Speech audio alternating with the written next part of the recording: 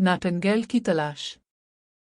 एक दिन की बात है, एक छोटे से गांव में एक छोटी सी लड़की नामुकम्मल कीकी रहती थी। कीकी की आंखों में ख्वाब ही ख्वाब थे और वो रोज रोज नई कहानियां पढ़ने का शौक रखती थी।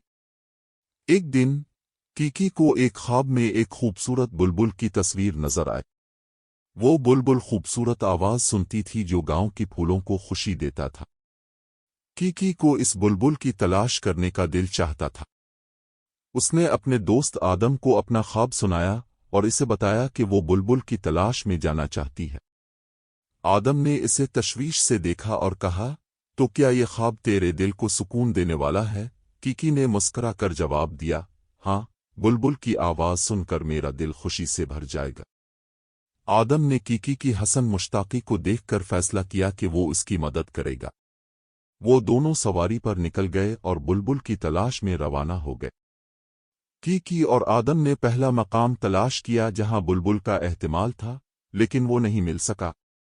वो दोनों अगले गांव की तरफ बढ़ गए और वहां भी बुलबुल की तलाश जारी रही।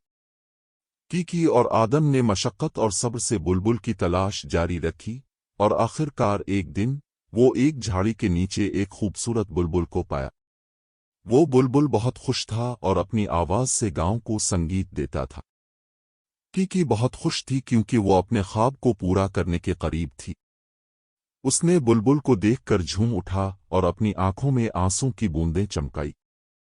आदम ने कहा, कीकी, क्या तो खुश है? कीकी ने खुशी से जवाब दिया, जी हाँ, मैंने अपने ख्वाब को हकीकत बनाया है और अब मेरा दिल सुकून से भरा है।